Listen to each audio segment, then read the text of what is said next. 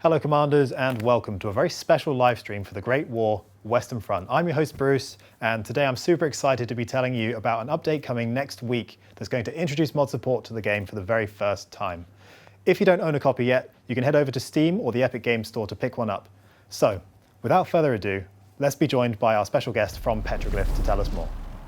Hello, Ren. Welcome to the show. It's an absolute pleasure to have you on. Thanks for joining me. Hello, Bruce. Thanks for having me here.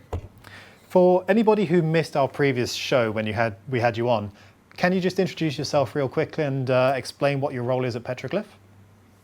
Yeah, I'm part of the content design team. Basically, what my role entails for this project is a lot of research on the battles and then presenting that to the team in order to kind of pick the historical battles that we wanted. From there was developing paper maps as well as a written design.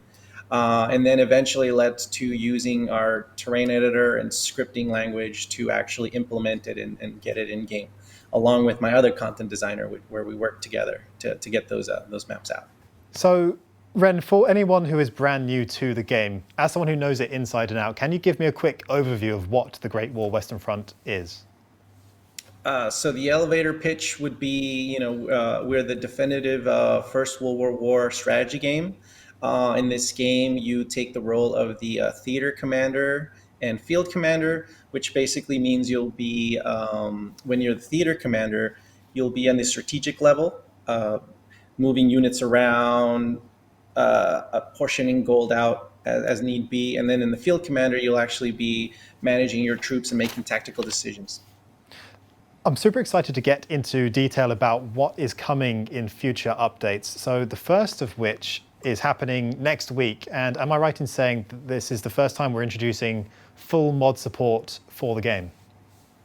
Yes, indeed. We've basically decided that we wanted to allow the players not only to be able to relive history and then reimagine it, but like taking the next step where they could customize it. And this will be one of two updates that will allow you to do that. Amazing. I'm very much looking forward to getting into it. So let's talk a little bit about the content then. I'm going to start by touching on the mod support tools as we're so excited to go into them. Can you tell me what tools will be introduced in the update next week and then strengthened in the later summer update? So basically there will be a mod manager, a model converter, and also we're adding custom campaigns. Excellent. Well, I look forward to talking about all of those in more detail with you very shortly. I also want to touch on the other content because it's not just mod support that we're introducing in next week's update. There's also some new infantry units coming. Can you tell me about those? Yeah, that's right, Bruce. Basically, there's going to be 7 new infantry types, both for the allies and the central powers, as well as 2 new tank units that we'll be introducing as well. Same, one for each side. Oh, that's brilliant. I appreciate that we're adding new units to both sides just to keep things nice and balanced. What was the thought process behind adding so many new units at this point in the game? Basically, well, first of all, World War One was, it was a world war, so we just wanted to increase the range of what's it called? Increase the range of units available that kind of represent a little bit more of the parties involved, right? Sure. Like for example, there's an army corps of Africa, which are French controlled colonial troops, and then for the Central Powers, we have the Royal Bavarian Infantry Corps. Okay, fantastic. And am I right in saying that we're going to be adding both elite and standard troops within those new companies to each side as well? Yes, yes. The idea, like for example, the for the Royal Bavarian Infantry Corps, we have an elite company, the Jaeger company, as well as just an infantry company and pioneers, which Okay, would be more of your standard units. fantastic. I very much look forward to seeing those in the game. And we also have 2 new tank units as well. Do we also have those balanced for each side? Yes. Generally, for the Allies, we'll be presenting a new French heavy tank, the Saint Chamond, and then for the Central Powers, there's going to be a Leichtner Kampfwagen, which comes in two flavors, male and female. So. Excellent. I like that you describe them as flavors. So that's very, very great. And I'm looking forward to seeing those new units and getting to play with them. There's more content being added as well that I want to touch on. So we have directed campaign objectives that are being added. Can you describe firstly what those are and why we're introducing some new ones? So as you're playing the campaign, you have these historical events that will pop up as the war is progressing along, right? Something to the tune of like, oh, take this territory, or America enters the war. Things like that, very broad things. So the idea behind the directed campaign objectives was that instead of something like take this territory, you'll get something where kill 100 companies, right? The idea here being that we wanted to provide, for newcomers, we wanted to provide a little bit more of a structure, right? Like you'll have objectives that will kind of guide you as to what you should be doing. And for those that are more veterans of the game, right, it will allow them an opportunity to maybe get some more supply and things like that for themselves. Okay, great. Now, I really appreciate the niche that we're trying to fill here in terms of, like you say, offering some guidance or direction for the newer players and even the experienced players who are perhaps now accustomed to deciding their own objectives. There's still something there for them if they, like you say, want to get some extra resource or whatever the case may be. We're also introducing some new air recon missions. Can you tell me about those? So currently, when you're playing in tactical, so when you're playing as a field commander, a lot of the times you'll set up balloons on the field, right? And they'll give you vision of the enemy as much. Now, yeah, they'll give you a vision of the enemy. Now they can only go up so far. So the idea behind the air recon mission, right, is that basically you will have you'll have a plane that will fly across, will fly in a pattern across the map, and as it's going, it's taking pictures. And the pictures are basically, it'll reveal spots of fog of war, so you kind of like see what's going on. Something that might prove helpful since you can't push your balloons all the way up, right? Well, it's dangerous to push them up to past your front line, but in the case that you lose them, right? Like, Right. Yeah, I can definitely see the niche these are meant to fill. Like you say, if your balloons yeah. don't quite reach the deep parts of the enemy position, or your balloons have been destroyed, for example, maybe you just need a little bit of extra recon to inform, say, the next focus of your attack or something like that. I imagine this is going to also interact very nicely with the air superiority mission. So it might be that if you notice your enemy trying to do this to you, you send in planes to shoot them down, or vice versa. You've got to be careful about deploying these and make sure that you're hopefully minimizing the risk of your own planes being shot down while they're trying to get some photos. Exactly, Bruce. Brilliant. So that covers the quote unquote fixed content, the new features that we're adding in terms of units, both infantry and tanks, as well as the new campaign objectives and the air recon mission. But let's talk a little bit more now about the customization side of the update, in particular the custom difficulty settings. So if we introduce the game screen now, I want to talk to you about these settings because they're so detailed and in-depth, I can't not talk about them. So if we go to the campaign selection screen here and open a campaign, we'll talk a little bit more about the mod campaign button there later in the show. But for now, I want to draw your attention to this customized difficulty button that exists before the difficulty toggle. And we're going to open that up. Can you talk me through this incredible UI that I'm looking at and the level of control that it's going to allow players to have over the game? Okay, so first off, Bruce, don't let it overwhelm you, okay? We thought about this, and it's basically like a top to bottom process, right? So as you can see at the top, you kind of see the standard difficulties: recruit, trainee, soldier, veteran, elite, what have you, right? And if you kind of scroll through them, you could see the settings as we've fixed them, right? So in essence, what this kind of is supposed to be is that this does two things, right? It allows you to see kind of the differences between difficulties as we imagined them, and then it gives you the ability to actually change those difficulties, right? So you could, for example, you could look between veteran and elite. You could kind of take a look at what the difference are, and then you yourself could like customize that. to kind of either make it easier or make it a little harder. Sure, I can see that. Actually, very interesting point, and I noticed that between veteran and elite, this is the kind of insight that you'll gain from looking at these differences. I noticed that actually, for the most part, the veteran player settings remain the same, but when you go up to elite, it's actually the opponent settings that are higher. So it's not so much you being held back as the opponent getting more able. That's really interesting. So there's a lot in here, and I have to touch on some of these points. I appreciate we can't go through every toggle, but notably, we've got an endless campaign option. Can you Yes. talk me through why you wanted to add this? So it was kind of one of those things that was requested in the forums. Basically, when you select endless campaign, that basically gets rid of the national will aspect. Like there won't be, hitting zero won't end the game.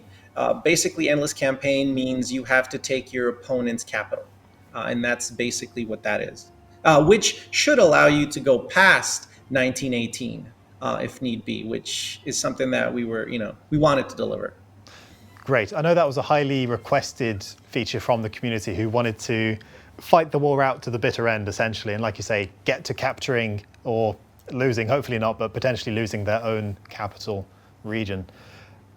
Speaking of highly requested community features, I see that we've got a setting here to adjust the starting battle time limit. Can you tell me about this? Yeah, so again, before the tomatoes start flying, basically this should allow you to extend it from, I think the highest we go is either 20 minutes or 30 minutes, right? But this should allow you to extend it all the way up to an hour, right? Now, talk about tomatoes in a funny way, mainly because there was the idea of potentially making infinite, but that's something that we're when we come to talking about customization, it'll be something that we could discuss there. So, Sure but thing. yes, So yes, as far as the customization in the difficulty settings goes, you can go all the way up to 1 hour. And for those who are really tempted to add the pressure to themselves, you can actually reduce it as well, all the way down to 10 if you so wish. But yes, we'll talk about the battle timer in reference to modding as well later on in the show.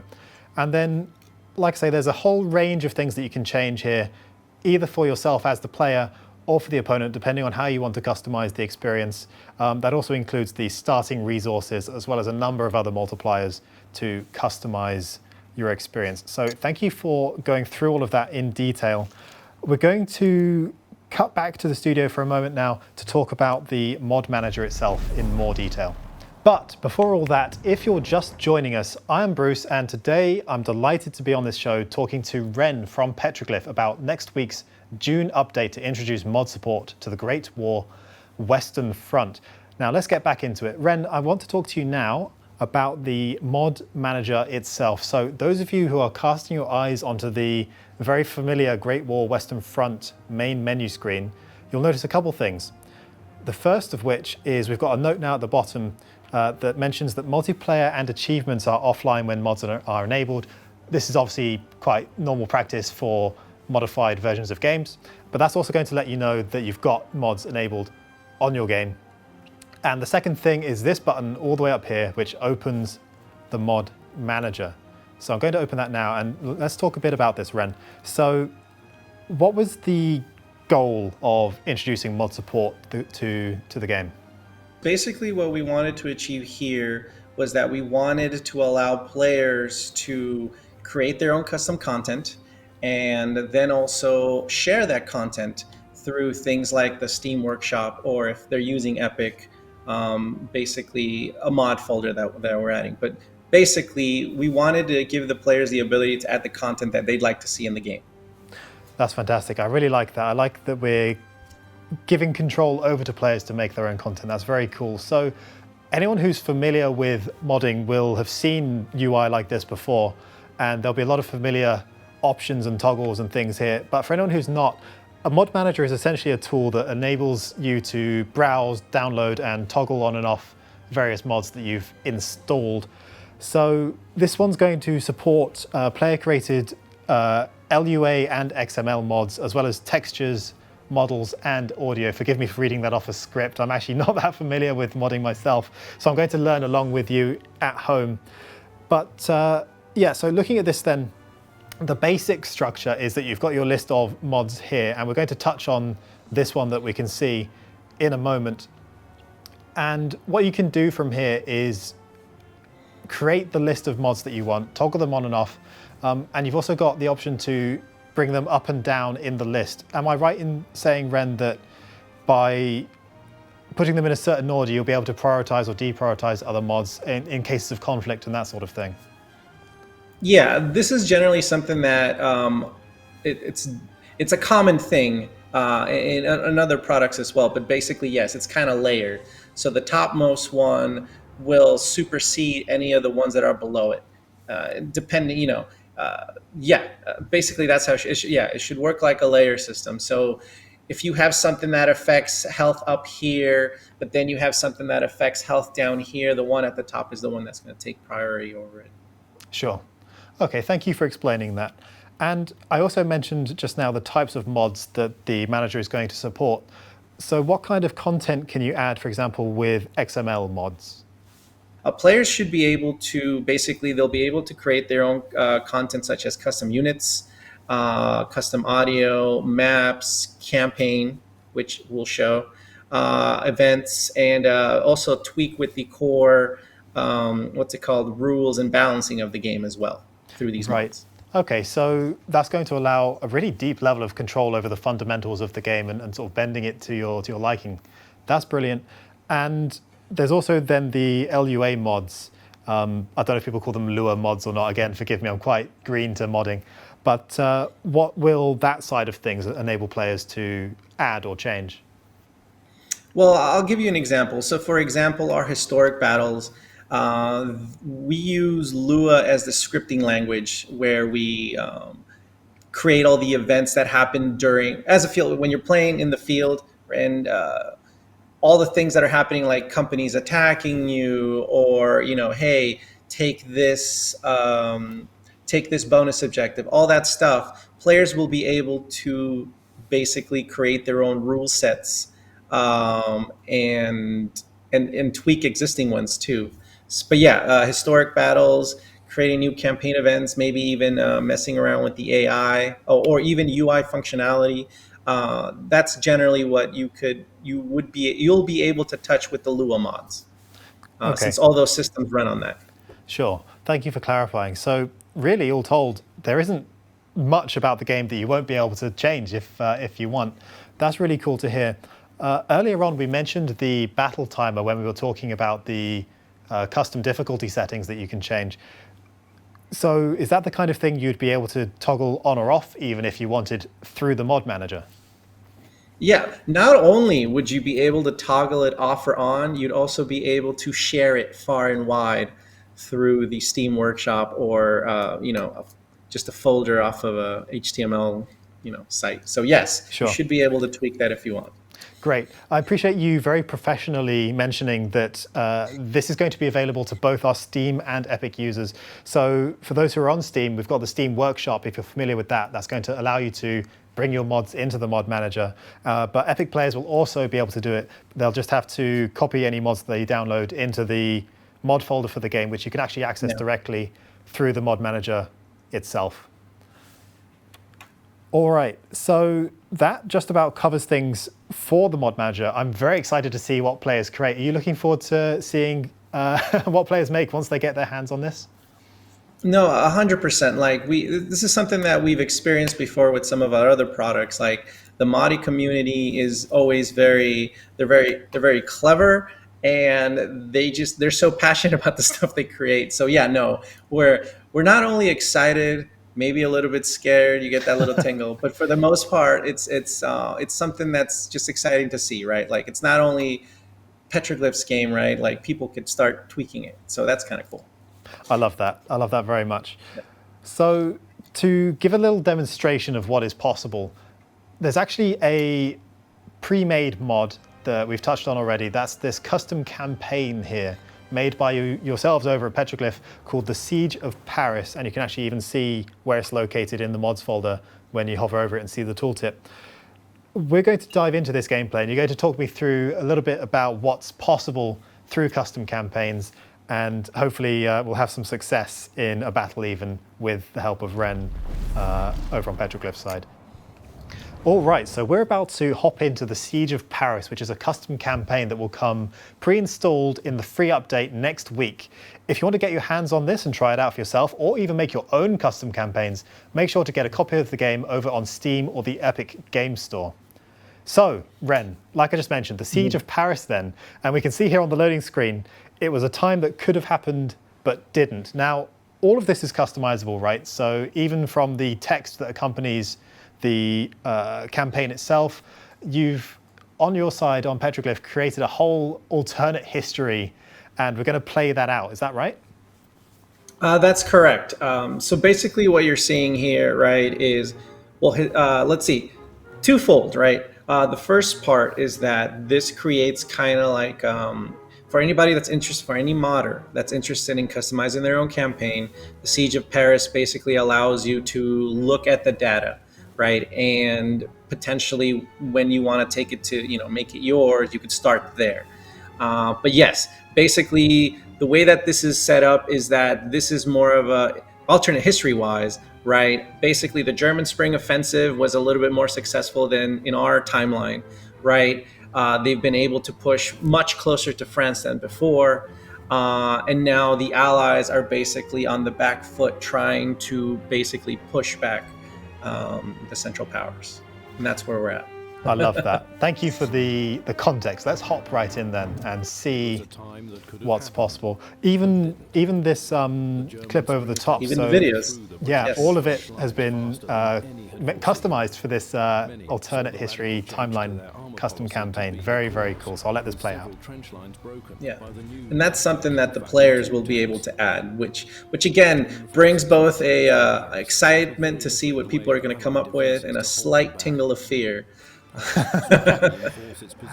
There's so much cool opportunity here, though. So alternate history is a thing that the players will be able to do, but also filling in gaps. So maybe a focus on historic battles that we haven't covered in the main game.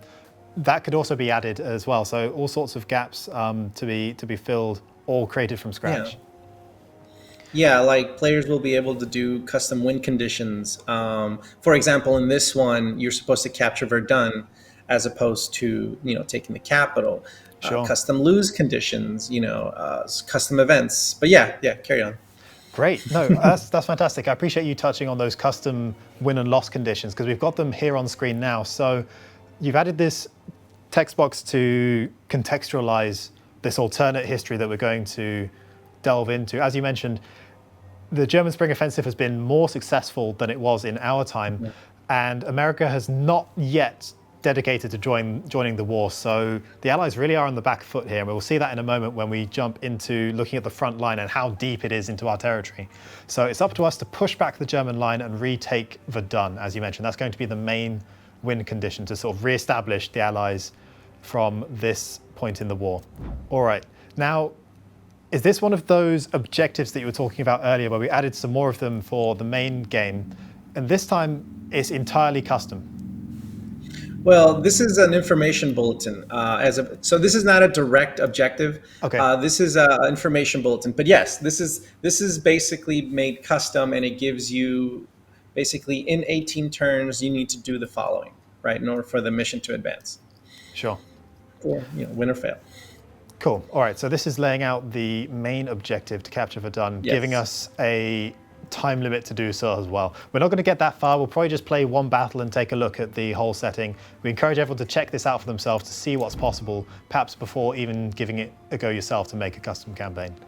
And there's also another additional objective, capturing Montdidier. All right.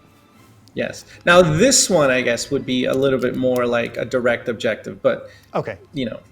So. Sure. All right. Yeah, so and this is all right.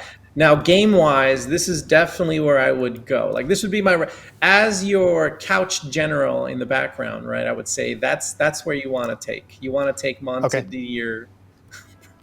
Montdidier. Well, Montdidier. Yeah. Sorry, my pronunciation is not great.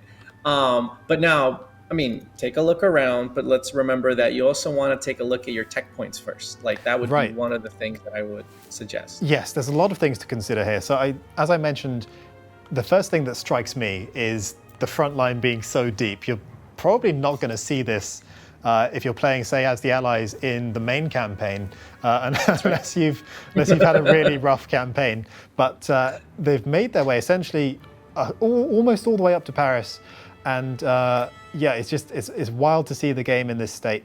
So, okay, to take stock then. We've got a lot of research points to spend, and I'm going to ask for your help in spending those effectively, because I'm sure that's going to have a big impact on how we do here. There's a couple of other things to note. So, for example, the national will is totally different to a regular campaign. It's been set so that the Allies are, well, how they're doing is reflected essentially in the state of the national will. All right, so we've got a fair bit of starting supply left, which is useful.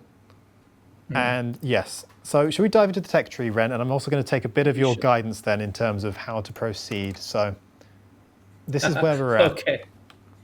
I'm gonna rely on your expertise. We've got quite a few points spent already, especially in the trench and engineering branches. What do you think we should be doing? At this point, go down on engineering. Let's see. I want to see what you have. Yeah, you have plenty there. I would say for the most part, I would see about spending some more in logistics. Okay. That should hopefully increase your supply a little bit more. I mean, it's 10 points, right? So let's see what we have here. Anything that what's that one? Yeah, ward unlock stat boost. Yeah, I would probably go with that one. Basically, anytime you could get more gold reserves per turn is probably going to be beneficial, because you're going to burn through that that nice chunk of change that you have at the beginning. Sure. I might even go 3. Like, go for the bonds as well. Just to be fancy. Yeah. All right. Okay. Let's see what else looks interesting here. In the trench warfare, let's see. I think it's see the skull there. That guy. What is this? Mustard gas attacks. Yeah, I think I would take the mustard gas. Brutal. Okay. All right. Right. Well, I mean, they're at our doorstep, dude. Yeah. No, I think at this point you've got the strategy right. It's at any cost now, because they are on the doorstep. Okay, I'll apply those changes then, and we'll see if it's enough to get us off to a good start in turning the tide here then. All right, now taking stock of the situation, we've got the long-term goal of trying to take Verdun, but you also mentioned wanting to attack Montdidier. What's the thought process there? Well, the idea there is that if you could take Montdidier, you should be able to collapse Fourmier and Bouvaz? Okay. Bivas? Yeah. You should be able to collapse that. Also, too, if you could look at the, they have a lot of units there. So if you're just looking at things, that's also a point where they're going to try to come at you. Sure. So that would be one of the things that I would suggest.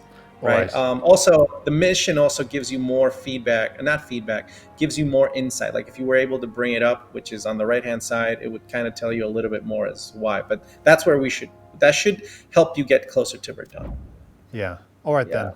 Capture Montdidier. So we're going for this objective. Yeah, reconnect the lines. Yeah. Okay, fine. Do you recommend any movement across our front line? Should we bring some units across? 100%. Yeah. So the first thing that I would do, let's say that we want to let's launch an attack from Chantilly, right? Okay. And if you click that, basically, go ahead. All right. So they have 9 cores over there. It's looking tough. It's looking very tough. So that would be my first thing, like maybe moving some more companies. Well, first, if we have it we should have it available. Should be doing some scouting. Because if you could see what they have, that'll inform our decisions a little bit better. Okay. Yeah. So in the middle, region abilities, right? Let's go to the next one. Yeah, I would probably do an army intel. Now, hopefully they don't block us, because potentially they. Okay, cool. So that was a success. So now do click on it again, like if you were to engage in battle. Oh, sorry, the territory. Yeah, Like there you go. this.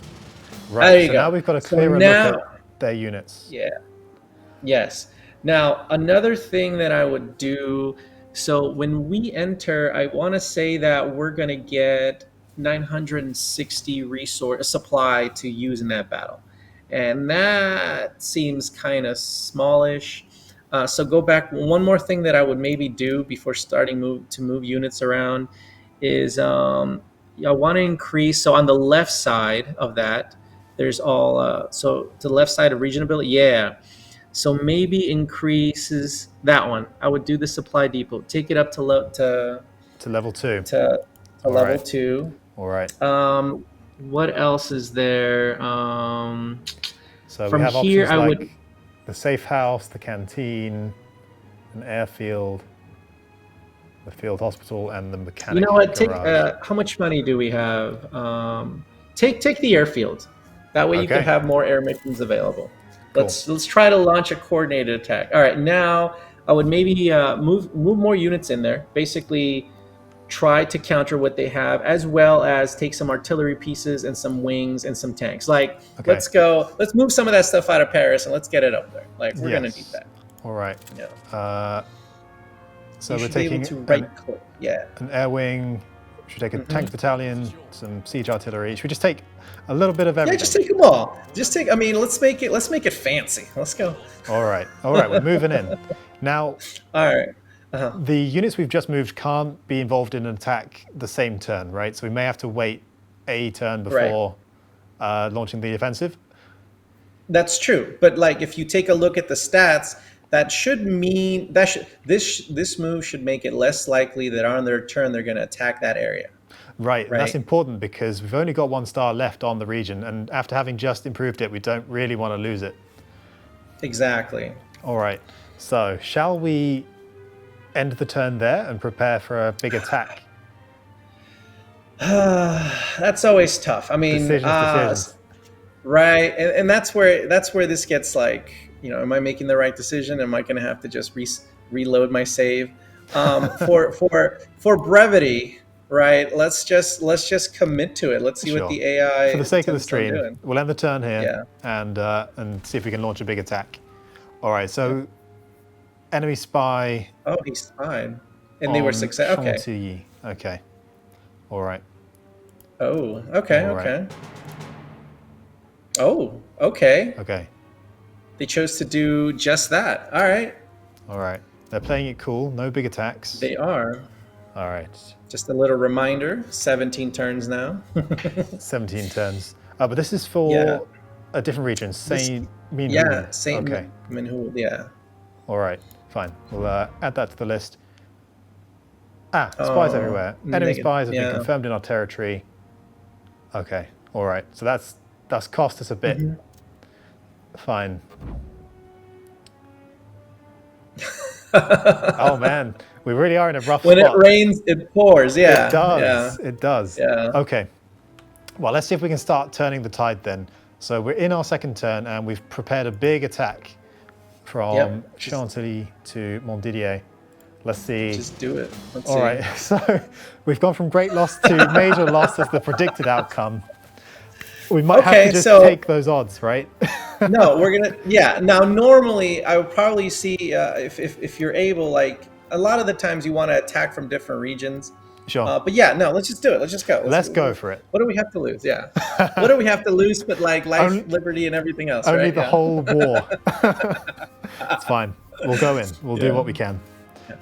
With you by my side, Ren, I think we can take them on. I think we can do it. Oh Lord, let's jump into pressure. that trench then. I guess. No. Yeah. No pressure. All right. All right. Here we are. So let's see what you have here. So you should already have a trench line kind of set up. So at this point, let's just fortify this, get some units out. Yeah, we've got a few gaps in the trenches, but because this is an offensive, I'm inclined to spend more on getting units on the ground, doing a big attack than building up a super cohesive trench network. All right. Troop deployment. What are we thinking? We've got access to loads of stuff. Loads of stuff. I'm just checking out our Supply at the bottom. Okay. How much do? Yeah. So All let's right. see. So yeah. So it's always going to be a thing, right? So I would maybe go and put down your artillery first. I I mean, was those are thinking the going to be the same. pieces. Sure. Yeah. Uh, All there right. you go. Yeah. Put some heavy and light artillery. Now, when you place them, you should be able to see the arc of fire not Yeah. only on the in the main screen but on your mini map. So Yes. you're probably going to have to place them around there so you could Yeah. have a I want to full maximize coverage. coverage without having them too Yeah. exposed. It'd be nice if it could attack both the control points. Or is that too Yeah. greedy? Should we aim to try and take one, like really focus on X or Y? Or do you want to try and Kind take of like both? I like the greedy approach. Like, why not, right? All right. Like, Okay, let's go for we're maximum already in coverage. dire straits. All right. Let's play some jazz. No, no All holds right. barred then. Shall I slap down maybe 3 of these? Yeah, yeah. Now remember too, they will take up space. Your pop cap. So That's make right. sure. Yeah. So yeah, Do we want to protect them with machine gun nests? I would say put a balloon down because Okay. it's gonna be a blind fire if you're doing. So you should be able to see the radius they cover too. But like having a balloon will definitely be beneficial for us, especially if we want to get greedy. Like Okay. place 2 balloons. 2 balloons. Where should we put the other Yeah, one? A bit one on further the across? yeah. Like basically, you don't necessarily want the overlap, but you do want the vision. All right, let's go a bit further up. All right, Yeah. cool. Couple Okay. balloons. Yeah, and now go ahead and do the put some machine guns to kind of help defend your spurs. Okay. Now that does mean that like what's it called? The AI is probably going to have air missions coming at you, but Sure. we'll do what we can. All right, at the moment, our preparation is very centered. I'm worried about like a piercing flank attack. But we're on the offensive, so maybe we don't need to worry too much about that. Right. Okay, all right. I kind of want to get more artillery down, perhaps some light field artillery as well, just to support. Yeah. Well, definitely yes, because the light field artillery should allow you to get your companies up there. Like the heavy is going to be beneficial in kind of like silencing them and trying to wreck their lines, but the light is definitely going to be the one where it's going to help for the push. Sure. All right, should we look to get some boots on the ground then as well? Yeah, because I think we're running out of money here. Oh, I've spent so I've spent so much supply. Okay. yeah. All right, we might have to So- go for quite basic infantry then. Yeah, basic infantry with a couple of the basic infantry. I mean, it sounds horrible, but they're going to be your fodder, right? Yeah. They're going to help you crack that trench, and then from there, you're going to maybe want some of the grenadiers, Okay. just to like because they're great trench fighters, right? So Yeah. the basic infantry should help you get to the trench, and then the grenadiers, the raiders should help you take it and then move across from there. All right, so we'll get a couple raiders here. I want to focus on Y. If we can establish a foothold over here, and then maybe work our way across their trench network. That's the strategy I'm thinking, sort of a anti-clockwise attack. I feel like we need some guys across a wider breadth of our side though as well, just to make sure we're not too exposed. Yeah. So I'm gonna fill some gaps. Oh, it's getting expensive. Well, here's the thing, right? Pro tip, right? So for those guys that you're placing on the side, necessarily you don't need the second one. Like, let's see. So there's only one guy. I've removed a trench. Whoops. It's a. I Well, you got meant some to- I money meant back. to remove- yeah. Okay. All right. But so for the most part, right? Only one company is shooting out of the trench, right? Okay. So a lot of the time, for where you're not going to launch like that'll help defend, right? Yeah. And to support them, you could always throw like a machine gun, which doesn't increase the pop cap, right? Okay. Yeah, like basically you want to do doubles where you're also afraid of them coming in, so you have like a second fighting force. Yeah, I really want people down to defend because we've really cashed in on. We've put all of our eggs in this middle basket, basically. I would hate for them to get in and destroy all of our equipment here. So, some more Well, guys that's here. the thing too. If we're running to Y, we're gonna need a party that's running, to Y. Yeah, for sure. So I've got these Yeah. Oh, yeah, companies there you here. Yeah. Maybe a couple backups, but Yeah. All right. I'm all spent, I think. So we're really committing to this attack. We are very, yeah. We'll get some more supply for the actual battle phase itself, and have to Yes. bring in some more at that point. But for the time being, we've made our commitment, and we'll see how it goes. All right, All right, let's see. let's do it. How are you Hopefully feeling? we How didn't confident overspend. are you on a scale of 1 to 10? I am feeling a cool 3 that we're going to be Oh successful. no. Okay. All right. All right. Uh, Let's go. You filled me with confidence, Ren. Raise your balloons, Bruce. All right, balloons up. Balloons up. Let's Balloons see what we're up. looking at. It just turned into a Blackadder episode, but yeah. Oh, there's so All many. right. There's so many guys. They're already coming, Oh, already on their way over. I think a go lot ahead, of go our ahead. supply is going to be spent on artillery, so I'm hesitant to bring in more reinforcements unless we have to. I really want to have enough to support our charges with some bombardment. I'm confident in Oh, they're our. coming straight. Yeah, We should be able to. We should have the, I think we like can cut these guys if down. anything, I would use the light artillery to maybe silence them basically. Because if they get close enough, I think they'll be able to deploy their, I just want yeah. to see if they're able to get in range before we're in range. I think we're going to mow them down without too much of a problem, actually. Okay, let's see. Yeah, let's see. Okay, Oh, right. Something I didn't do there so you go. Yeah. something I didn't do so cleverly is this observation balloon doesn't quite give us the view of control point Y that I wanted. I suspect they've got troops all the way across this front line, all the way across. How about a? Oh, okay, okay. Oh, they also have a tank. Oh, is that a flak? Yeah, it's a flak Panzer Oh, so A7V.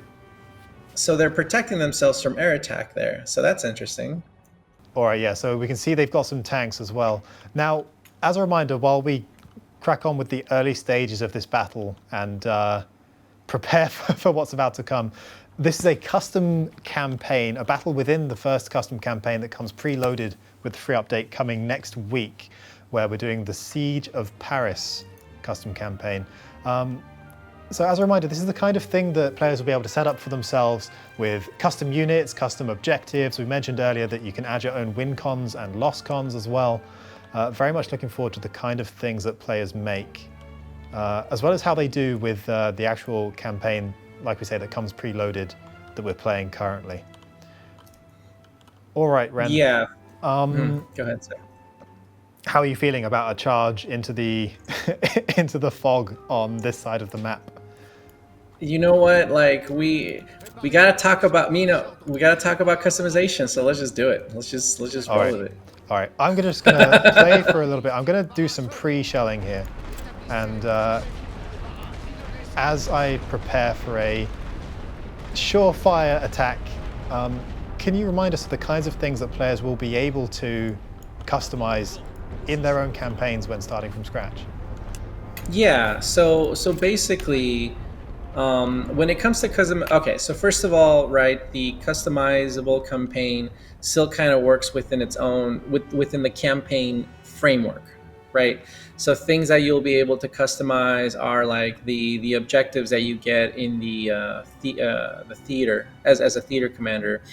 Um, the results for those events, durations for those events, like for example, earlier we saw, hey, take Verdun in 18 turns, right? You'll be able to set objectives pointing to other territories or stuff like that on your own as you see fit, as well as the overall lose conditions and win conditions of the thing. Also, too, like instead of starting with 10 research points, you'll be able to change it so that maybe you give them 0 so that the player takes the time to actually put themselves in the position they want, right? And at least for the first update, you should be able to add companies as well as change the values of existing ones as well, which will be kind of an interesting thing. And for hey, you know what? If you had been playing this a week in the future, right, when we release the first the content, right, you'd have the air recon plane. So those balloons that you placed too far back wouldn't even be an issue, man. Well, Yes, except for the flat cannon I, that would wreck you. I would very much benefit from having those available to me right now. But Yeah. yeah, for the time being, I'm just having to reveal the fog of war manually, and that's preventing me from suppressing these machine guns as early as I would like to. But we're going to give it a go anyway and see if we can just get our guys in so that they can make a start. Suppress those guys if you can. Oh no, that shell might actually come back to bite. But that's all right. It's about getting a foothold. Getting a foothold. That's right. Okay. Oh, they moved. Okay, good. Good. All right, we're in. It's a start. It's a start. That's all we need. Okay. But yes, they are no, fighting fiercely to get us out of there. Okay.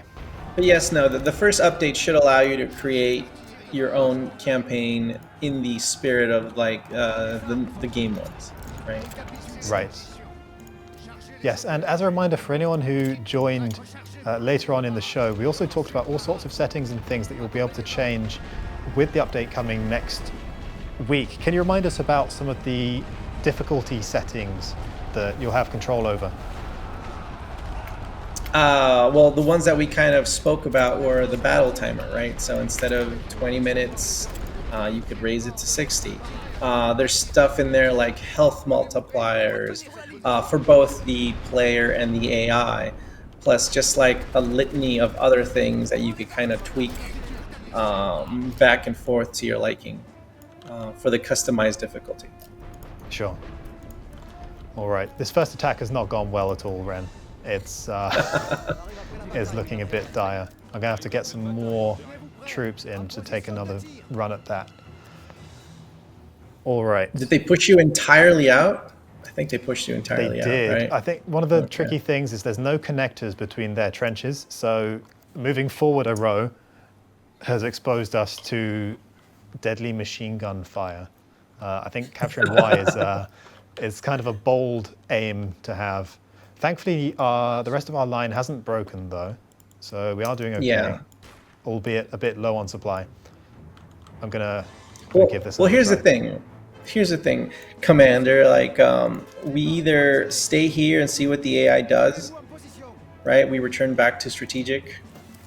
I mean, we'll take the loss. I'm going to go against your recommendations here. I'm going to be insubordinate and let's do it. Let's go. Push for a greedy win. Look, all pigeons have been shot down. You could do as you please. Okay. So we also talked about other events and ways to play that players will be able to create for themselves with modding. There's not just custom campaigns, but even one-off historical battles, if that's more your thing. I know we have the 6 original ones in the game available right away, but let's say there's another battle a player would like to experience managing as the field commander. Is that something they'd be able to create for themselves? Once both, let's see, I want to say once both, what's it called? Both the updates? Yes, once both the updates are live, they should be able to, which will include like the terrain, right? For the most part, with this update, they should be able to customize an existing one. Okay, great. Oh, much better run. Yeah, that's kind of the thing too, like because the content drops, it's going to be a phase thing, right? You will get more customizability with the second one. All right, that's useful to know. So the updates will very much complement each other, where the first one offers the fundamentals, the ability to make changes to the game, and then it's going to be further complemented and supported by the second update later in the summer.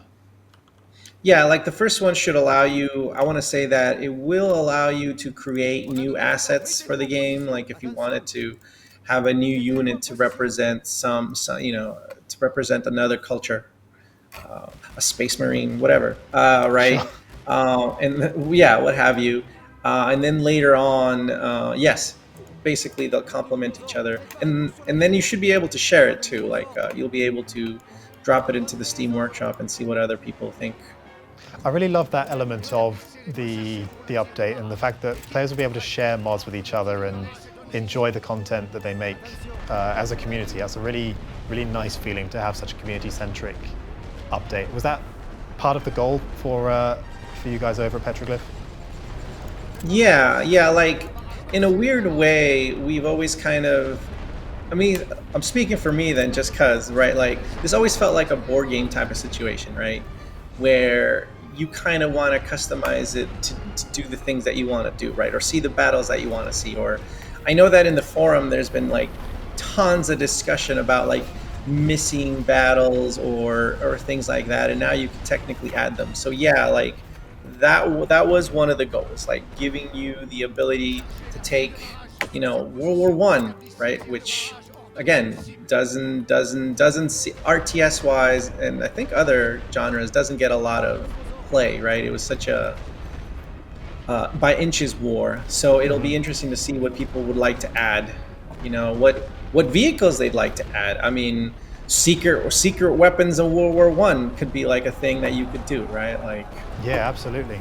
No, very cool. I'm yeah. super excited to see just how creative the community is and how much they run with the tools that you're providing them. That's great. Yeah, and then one of the cool things, really quick, is like that model converter. Like you could use like I think almost any 3D what's it called, software, right? Like Okay. we've made it so that you could, let's say you could just turn it into our native format, and then there you go. You should be able to use the paid for stuff and the free stuff. Sure. If No, that makes sense. that's great. One thing I noticed about this, and You I took mentioned, what? Sorry. I love how surprised you are. That really shows how much you believed in me at the start, but that was already apparent. No, I was going to say the fact that, like you just mentioned, there's a range of software that you're going to be able to use to make units and then add them to the game following these updates. The level of accessibility has really stood out to me. So even going through the mod manager UI, it seems very user-friendly, very simple to use. So I'm hoping that will encourage people like myself who are newer to modding and want to customize the game but haven't got so much experience with doing that. They should be able to do it relatively easily through the community sharing mods and yeah, hopefully an easy way to implement them. Yeah, like, and especially for people that don't use it that I mean, it's their first time, right? Like, you could take an existing mod, and I think you should be able to crack it open and see what someone did, Sure. right?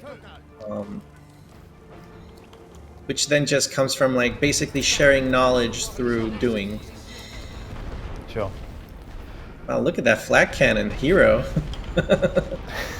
Yeah, so in terms of the game, we might have to call it here. I got so close. I'm proud of myself. I'm proud of us, Ren, for being able to achieve a stalemate despite overwhelming odds. However, it's not the victory that we wanted, and we're going to have to challenge the audience at home to see if you can do any better than I did at the start of this Siege in Paris custom campaign that comes preloaded with the update coming next week.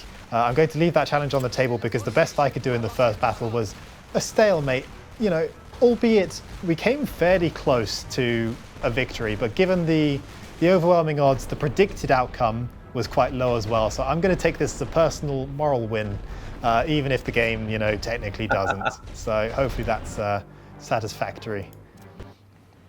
All right, we're calling a ceasefire. No, I think that was great though. Like, no, it projected a great loss. Like, even the game had absolutely no faith. That's true.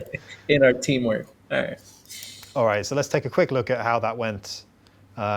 Okay, a stalemate Ooh. in our favor, but yes, because the onus was on us to do a bit better than that, we've taken a hit to national will, and that's going to wrap things up for the gameplay.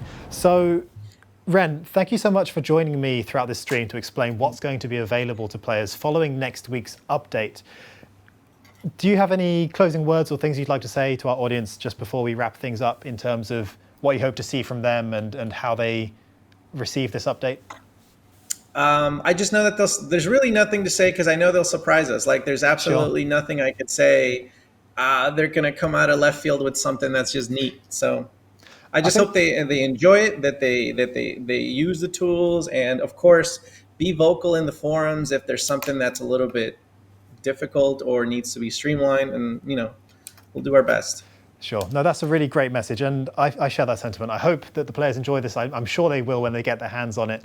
And I appreciate you saying that we always want to hear your feedback and suggestions as well, especially around the times of an update to inform any future changes that we make as well. So thank you very much, Ren. I'm going to say goodbye to you for now, and then we're going to wrap things up for the show. So thank you so much for your time.